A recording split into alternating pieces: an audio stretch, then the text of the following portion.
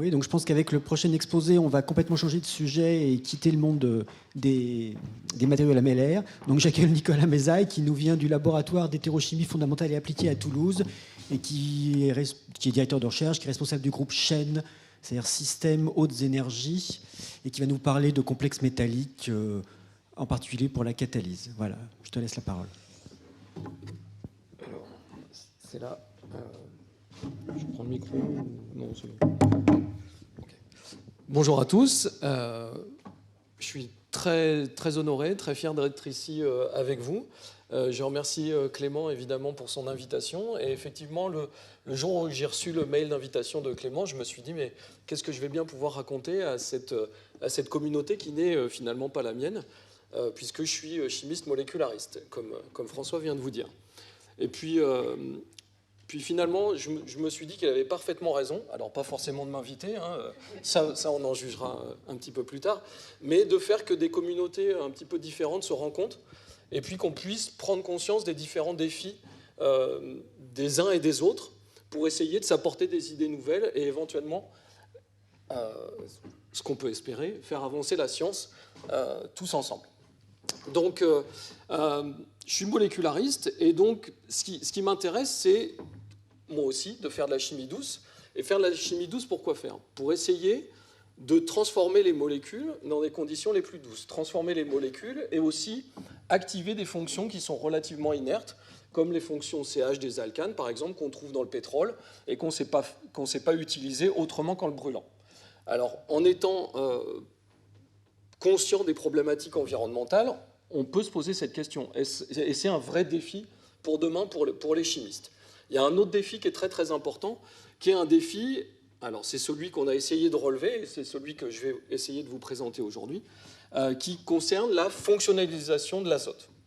Alors, pourquoi la fonctionnalisation de l'azote? L'azote, vous le savez tous, c'est une molécule très très inerte, qui est présente dans l'atmosphère à 80%, et qui est nécessaire à la vie. Pourquoi elle est nécessaire à la vie? Parce que, en fait, grâce à un procédé naturel, par certains micro-organismes via l'utilisation d'enzymes, les nitrogénases, cet azote gazeux est transformé en une molécule qui est biodisponible et qui va pouvoir être incorporée dans les molécules qui sont nécessaires à la vie, les acides aminés, les protéines, etc., etc.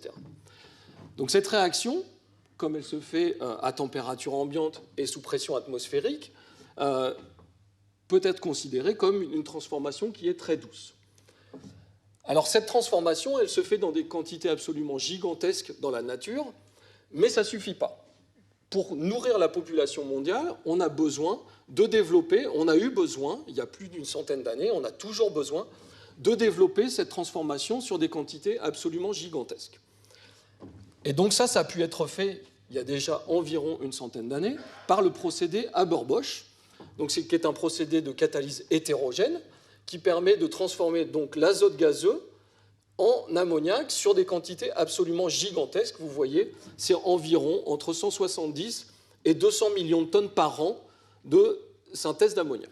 Alors, ce n'est pas du tout un procédé doux, parce qu'on a besoin d'utiliser un catalyseur hétérogène sous des températures et des pressions très élevées, alors plusieurs centaines de degrés et plusieurs centaines de bars.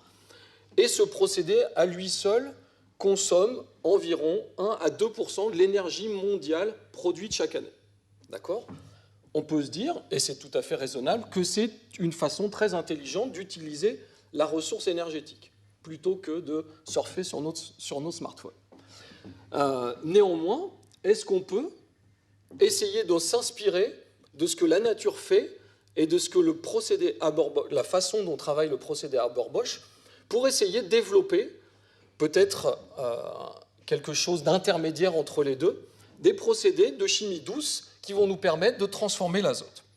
Et donc ça, c'est ce qui m'intéresse, c'est d'utiliser des complexes moléculaires qu'il va falloir designer de façon très très fine, donc dans des conditions homogènes, pour transformer l'azote. Alors, cet ammoniac est utilisé à 80% pour l'utilisation d'engrais, mais à 20% comme source de base de toute la chimie toutes les molécules azotées dont vous nous avez parlé ce matin, vous nous avez présenté, sont issues de l'ammoniac. Donc il y a 20% de l'utilisation qui est utilisée, 20% de l'utilisation de l'ammoniac qui est faite en chimie pour développer des amines. Donc la question qu'on peut se poser, c'est est-ce qu'on peut directement aussi transformer l'azote en dérivé amine? Et donc ça, c'est un rêve, et de manière catalytique, ce serait encore mieux. Donc je vais vous présenter de la chimie moléculaire. Alors je suis désolé, par avance, vous ne verrez pas du tout de belles images comme vous avez pu en voir ce matin, mais je vais essayer de vous intéresser à ce que peut faire la chimie moléculaire. Alors si on veut essayer de s'inspirer et essayer de transposer ces processus en chimie douce, en chimie moléculaire, alors oui, je dois vous dire évidemment, l'azote est une molécule très inerte, elle sert en général d'atmosphère protectrice. Donc, c'est une molécule qui va être très récalcitrante à réagir.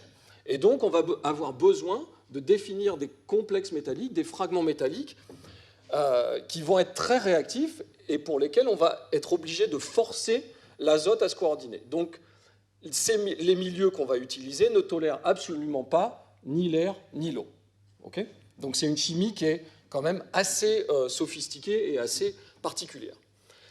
Donc, si on veut s'inspirer du procédé Haber-Bosch, il faut qu'on comprenne le mécanisme réactionnel. Alors, sur ce transparent, donc ça, vous le savez tous, ça a été particulièrement étudié par le groupe de Gerhard Hertel. Et donc, il a pu modéliser la surface du catalyseur hétérogène par ces nanoparticules. Donc, ça, c'est une nanoparticule de ruthénium. Et sur ce transparent, on a deux choses qui sont très, très importantes. Donc, ça, c'est le mécanisme réactionnel, donc la surface d'énergie potentielle. Et ce qui est un premier point important, c'est que la première étape, qui est une étape de coordination et de rupture de l'azote à la surface de la nanoparticule. OK ? Alors ça, c'est le premier point qui est très important, et c'est aussi l'étape qui est cinétiquement déterminante dans cette transformation-là. Deuxième point important, et c'est très très important, et c'est là où on va faire le lien en fait avec la chimie moléculaire, c'est que l'énergie d'activation de cette étape-là, elle va dépendre des atomes métalliques qui sont impliqués dans cette transformation. Donc Thierry, tout à l'heure, nous a parlé des propriétés optiques de certains matériaux qui dépendaient de la cristallinité. Et bien en fait, ici, on s'aperçoit que l'activation, l'énergie d'activation sur la rupture de la molécule de diazote dépend du degré d'insaturation et donc de défaut à la surface de ces nanoparticules. Et on voit qu'on peut diminuer fortement l'énergie d'activation de cette première étape qui est cinétiquement déterminante en utilisant des atomes métalliques qui sont très insaturés. Et ça va être le lien avec la chimie moléculaire. On va avoir besoin de définir des fragments métalliques très insaturés qui vont pouvoir coordonner l'azote. Alors, autre point très très important, pour rompre l'azote, on a besoin d'amener les 6 électrons pour peupler les 2 orbitales pi étoile et l'orbital sigma étoile. Donc dans cette première étape, on a besoin de faire un processus de transfert de 6 électrons qui est très très difficile à faire autrement. Okay ? Alors, est-ce qu'on peut faire ça par la chimie moléculaire ? La réponse est oui et non. La réponse est oui parce que je vous présente ici les 2 exemples qui sont connus dans la littérature. Donc le premier exemple par le groupe de Cummins.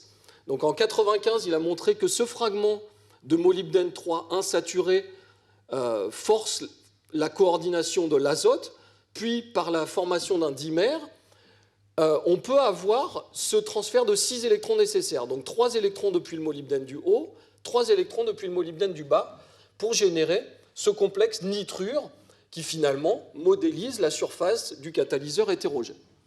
Donc ça, c'était vraiment un travail pionnier de Cummins. Et puis plus récemment, Schneider a montré qu'on pouvait faire le même genre de chimie à base de complexes de rhénium. Donc ça, on peut le faire, mais en fait, le nombre d'exemples qui est connu dans la littérature se compte sur les doigts d'une seule main. Okay ? Et donc, alors, le premier problème de ça, c'est qu'on est assez content de pouvoir rompre l'azote en une étape. Maintenant, la problématique, c'est que finalement, cet azote devient très très peu nucléophile.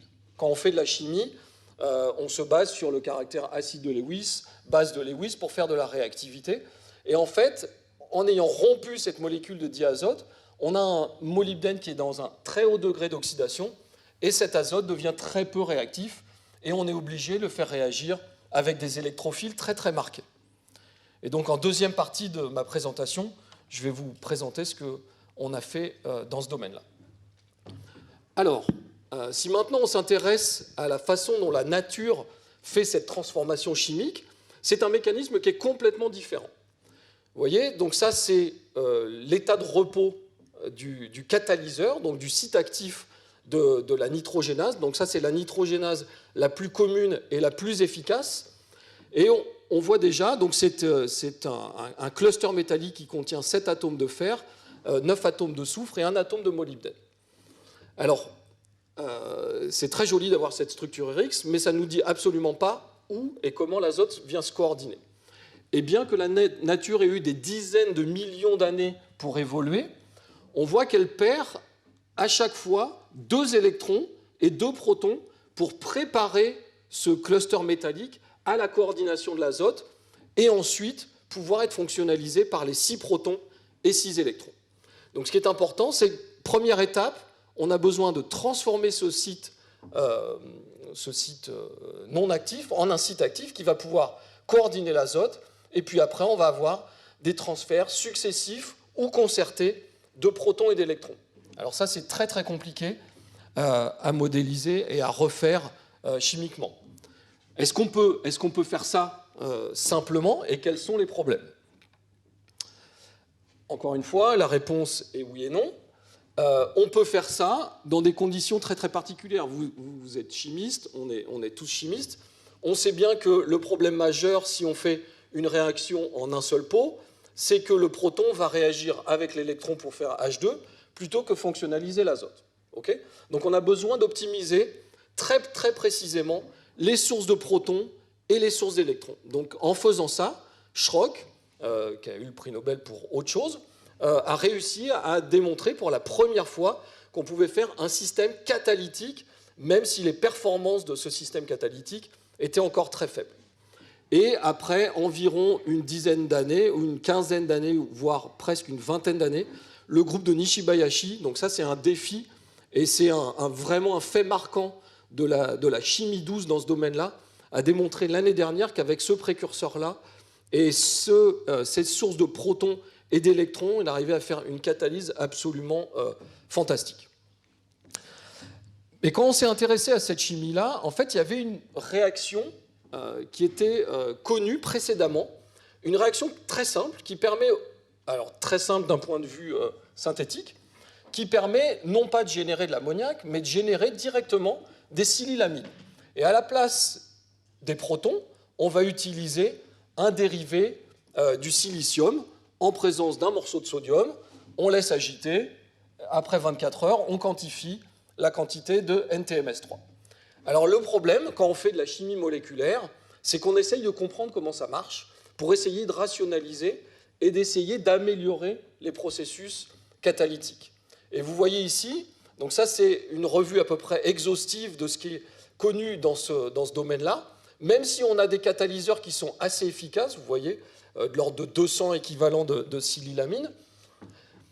Tous ces catalyseurs sont très différents. Les ligands sont très différents, les centres métalliques sont très différents, et si on veut rationaliser pour améliorer, c'est très compliqué. Surtout qu'en plus, le mécanisme de cette transformation n'était pas connu, il était proposé par Idai comme faisant intervenir des radicaux silylés. Donc ce radical silylé vient fonctionnaliser, finalement on a comme si on avait un transfert concerté de protons et d'électrons, donc de H pour fabriquer les nouvelles liaisons NSI, en l'occurrence. Donc Idai avait réussi à isoler les 2 premiers intermédiaires de fonctionnalisation, mais tout le reste s'est postulé et corroboré par des calculs DFT. Voilà. Donc, nous, on s'est posé la question de savoir est-ce qu'on peut essayer de confirmer ou d'infirmer ce mécanisme? Est-ce qu'on peut avoir plus d'informations sur la formation successive de liaisons azote-silicium. Alors, on a besoin de faire un design de catalyseur qui soit le plus rationnel possible. Et en première approche, ce qui est important, c'est que comme on va travailler en milieu très réducteur, on a besoin d'avoir des ligands qui vont permettre de stabiliser les espèces monométalliques. C'est-à-dire qu'il va falloir que notre ligand soit robuste dans des conditions très réductrices et en présence d'un très large excès de réducteurs. Et donc, pour ce faire, on utilise des alkylphosphines. Elles sont très, très stables en milieu réducteur. Et puis, si on veut isoler un certain nombre d'intermédiaires, on a besoin de faire un design de ligand qui va nous permettre d'isoler, de favoriser la formation de certains complexes qu'on va pouvoir observer par les techniques classiques de la chimie moléculaire, donc la RMN principalement. Donc en première approche, on a utilisé un ligand tétradente, mais je ne vais pas vous parler de cette première approche. Et plus récemment, on s'est intéressé à ce ligand tridente, parce qu'il devrait favoriser les géométries octaédriques au molybdène et les géométries de type pyramide basse carrée. Alors, chimie moléculaire, donc nous, ce qu'on aime bien présenter, c'est des structures diffraction de rayons X sur monocristaux. Et donc ça, c'est un petit peu la preuve ultime qu'on a fabriqué les objets dont on parle. Donc à partir de ce complexe, de ce ligand, on fait la coordination sur du molybdène 3. Et puis, je vous l'ai dit, il va falloir forcer l'azote à se coordonner sur le centre métallique.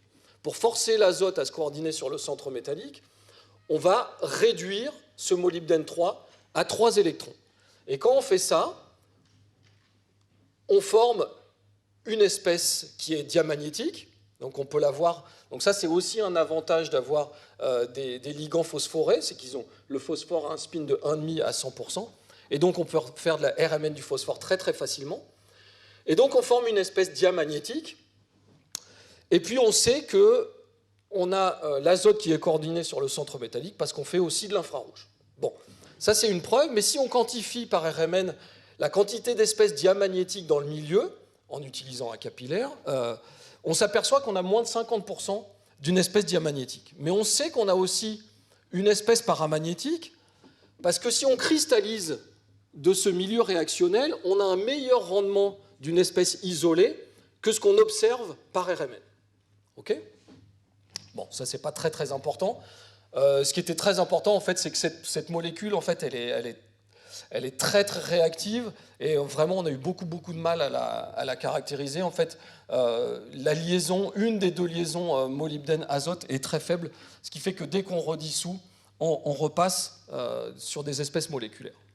Mais ce qui était important, c'est qu'à partir de cette espèce-là, enfin de ce mélange-là, on sait qu'on a coordonné l'azote et on va pouvoir s'intéresser au mécanisme de la formation des liaisons NSI par addition successive de fonctions SiCl et d'électrons.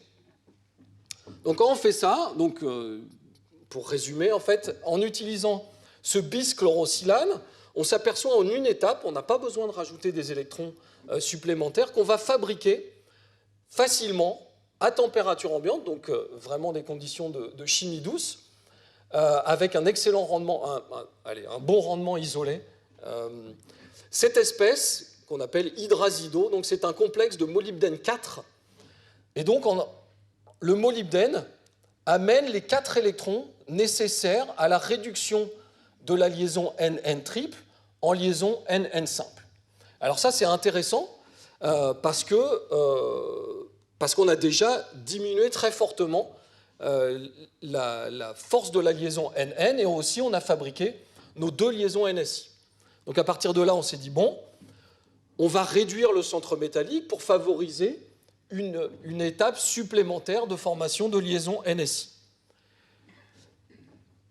Voilà.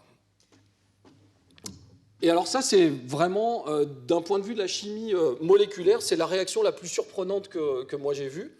Et j'avais pas du tout envisagé ça. Alors ce qu'on avait envisagé, c'était la réduction du molybdène 4, qui est quand même un haut degré du molybdène, par 2 électrons. Et bien finalement, ce dont on s'aperçoit, c'est que cette réduction à 2 électrons ne conduit pas à la réduction du molybdène, mais conduit directement à la rupture de la liaison NN. Et donc on forme cet intermédiaire nitrure. Vous voyez, c'est cet intermédiaire nitrure qui ressemble très fortement à celui qu'on obtiendrait directement par rupture de l'azote à 6 électrons. Donc finalement, on a eu besoin d'amener 4 électrons par le molybdène et puis 2 électrons supplémentaires par une source extérieure. Donc cette étape était très intéressante parce que c'est la première fois qu'on isolait un complexe de nitrure par fonctionnalisation directe de l'azote. Alors on était content et on était un petit peu inquiet à ce moment-là, parce que je vous ai dit, la fonctionnalisation des nitrures métalliques, c'est très compliqué. Et en général, on a besoin d'avoir des réactifs très très électrophiles. Et en fait, la chimie nous a souri cette fois-ci, parce que si on rajoute un équivalent de chlorosilane à température ambiante, on transforme notre nitrure en composé imido, qu'on a aussi caractérisé par diffraction des rayons X. Et donc, ce qui est très très important, c'est de voir que le degré d'oxydation du centre métallique, bien évidemment, va directement influer sur la réactivité de l'azote. Et donc, contrairement à ce qui était connu dans la littérature, le molybdène 6 diminue énormément le caractère base de Lewis de l'azote du nitrure, alors que le molybdène 4 permet une fonctionnalisation dans les conditions assez douces. Et puis finalement, si on réduit cet imido à 4 électrons en présence de 2 équivalents de chlorosilane, on libère les silylamines correspondantes et on régénère notre molybdène 0 de départ. Donc ça veut dire que, finalement, on a toutes les pièces du puzzle pour faire de la catalyse. On part du complexe diazote, on fonctionnalise avec les chlorosilanes, on forme le dérivé hydrazido, on casse la liaison NN, on fonctionnalise et on boucle la boucle. Alors, je ne vais pas vous présenter tous les résultats de ce tableau, mais ce qu'il faut savoir, c'est que dans ce domaine-là, en fait, les conditions de catalyse sont très très sensibles et dépendent d'énormément de facteurs comme le solvant, la température, la nature du réducteur, la nature des chlorosilanes. Donc pour faire un résumé très bref d'un travail très précis par l'étudiant, finalement, le potassium est le meilleur réducteur. L'utilisation du bischlorosilane permet d'avoir un processus catalytique donc à partir de ce premier catalyseur qui fait environ 40 équivalents de silylamine. Alors ce qui était très intéressant et très important pour vérifier que ces composés étaient bien intermédiaires dans la transformation chimique, c'est que tous les composés qu'on a isolés sont d'aussi bons, ou alors vous pourrez dire selon vos affinités, ou aussi mauvais les uns que les autres. Mais en pratique, ces complexes-là sont parmi le peu d'exemples de catalyseurs de cette transformation de l'azote en silylamine. Alors, par rapport à ce qui était proposé dans la littérature, ces études de chimie stoichiométrique sont très très importantes parce qu'elles vous permettent de confirmer ou d'infirmer ce qui est postulé dans la littérature. Et donc, contrairement avec ce qui était proposé, où on proposait que la rupture de la liaison NN se faisait à l'extérieur de la sphère de coordination des centres métalliques, nous on a montré que la rupture de la liaison NN se fait très rapidement en fait, au cours de la transformation. Alors c'était pour nous une espèce de révélation, la formation de ce nitrure, parce que finalement, on s'est dit, mais est-ce qu'on ne pourrait pas essayer de faire la même chose que le procédé Haber-Bosch ? Donc ça, c'est ce que je vous ai présenté. Mais finalement, si on veut faire une première approche où on s'affranchit de la fonctionnalisation de l'azote terminal, on va avoir besoin de générer ce fragment métallique insaturé, non pas de molybdène 0, mais de molybdène 1. Et si on est capable de générer ce complexe de molybdène 1, que l'azote vient se coordonner, qu'on fait un dimère, eh bien, peut-être qu'on peut générer en une étape l'espèce nitrure. Et donc ça, effectivement, c'est ce qui se produit. Vous voyez, on fait ces réactions sous atmosphère d'azote 14 ou d'azote 15, et donc on peut incorporer ici de l'azote 14 ou de l'azote 15. Donc en une étape, on s'affranchit de la fonctionnalisation et on génère le complexe nitrure. Donc comme ça fonctionnait bien avec les dérivés SiCl, on s'est dit, est-ce qu'on peut faire du Haber-Bosch?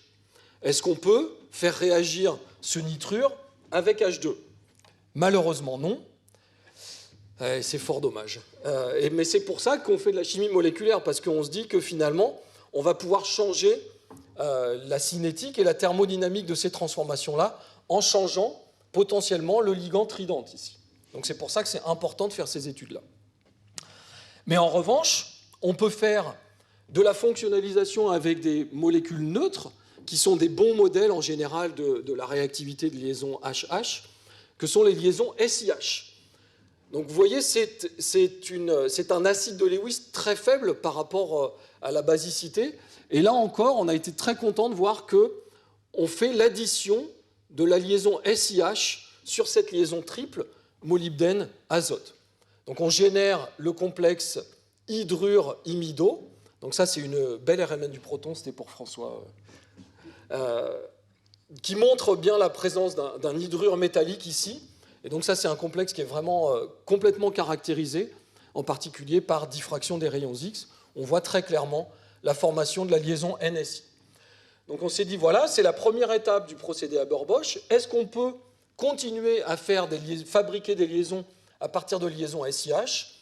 Donc en intermoléculaire, c'est ça, à chaque fois je me trompe, en intermoléculaire, ça ne fonctionne pas. Quand ça ne fonctionne pas en intermoléculaire, on peut jouer sur les facteurs anthropiques. Et donc on joue sur l'intramoléculaire. Donc on fait une première addition intermoléculaire pour générer cet intermédiaire qu'on caractérise aussi complètement. Et puis par chauffage, ce qu'on espérait, c'était voir la deuxième formation de la liaison NSI et la formation d'une deuxième liaison molybdène-hydrure. Et ce qu'on voit en pratique, c'est la formation de la silylamine. Donc en fait, on ne voit pas le second intermédiaire, on voit directement la libération de la silylamine. Et ça, on peut le prouver aussi, que cette silylamine ne vient pas d'une décomposition, parce que si on fait ici, en partant de l'azote 15, on voit l'incorporation de l'azote 15 dans la silylamine terminale. Donc on fait deux formations de liaison NSI en intramoléculaire. Et on décoordine l'azote de la sphère de coordination. Donc ça, c'est important si on veut à terme développer un processus catalytique. On était aussi intéressé, alors parce que ça limite quand même pas mal la chimie, à développer quelque chose d'intermoléculaire. Et donc un autre modèle de liaison HH sur la fonctionnalisation par les complexes métalliques, c'est les liaisons BH. Et bien les liaisons BH sont encore plus réactives que les liaisons SiH. Si on fait l'addition à moins 80 degrés, donc là vraiment vous serez d'accord avec moi, c'est vraiment de la chimie douce, et qu'on réchauffe à température ambiante, on ne voit même plus le complexe de départ et on voit, là encore, un hydrure métallique qu'on a pu complètement caractériser et cristalliser. Donc, à partir de ça, on était vraiment très contents et on s'est dit qu'on avait des bonnes chances de faire une deuxième étape, voire une troisième étape dans la fonctionnalisation par les liaisons BH. Et effectivement, en présence d'une vingtaine d'équivalents de pinacol-borane, à partir de cet imido, on génère les amines, les borylamines, donc un mélange pas très très joli, pas très très sélectif de borylamines. Alors, ok, on voit des borylamines, mais est-ce qu'on peut quantifier la formation de ces borylamines? Donc si on hydrolyse le milieu réactionnel, on va récupérer l'ammonium et on peut quantifier l'ammonium et on quantifie le transfert de cet azote vers cet azote-là à 95%. Donc c'est quelque chose d'assez efficace, même si c'est encore stoichiométrique. Mais la question qu'on s'est posée, c'est est-ce qu'on peut augmenter la réactivité de ce complexe-là? Est-ce qu'on peut faire ça dans des conditions encore plus douces et encore plus sélectives? Alors là encore, c'est l'intérêt de la chimie organométallique, c'est qu'on voit ici que ce complexe, il est saturé. Il a le molybdène, il est dans un environnement pseudo-octaédrique. Donc on s'est dit, si on arrive à abstraire un ligand de la sphère de coordination, on devrait favoriser la réactivité vis-à-vis d'un dérivé borane supplémentaire. Donc on peut faire ça. Alors c'est de la chimie douce, mais ce n'est pas de la chimie propre, avec un dérivé du thallium. Le thallium, c'est vraiment pas sympa. Et là, encore, même si le thallium, c'est pas très sympa, ça fait ce qu'on a envie que ça fasse. On abstrait l'iode de manière très très efficace et on fait la réaction d'un deuxième équivalent de pinacolborane à température ambiante en moins de 5 minutes. Alors, cette RMN, et j'en conviens François, elle n'est pas hyper propre parce qu'en fait, ce complexe, il est déjà très réactif et il réagit lui-même dès qu'il est formé avec du pinacolborane en excès pour générer cette fois-ci de manière assez sélective, donc 90% la trisborylamine, 10% de borylamine, et puis ce qu'on arrive à voir par RMN du phosphore. Donc ça, c'est la RMN du bore qui vous montre la formation de la borylamine, des deux borylamines, et puis ça, c'est la RMN du proton qui nous permet de quantifier les 90-10. Et puis ça, c'est la RMN du phosphore, du brut réactionnel, donc il vous montre que c'est une réaction qui est quand même très très propre.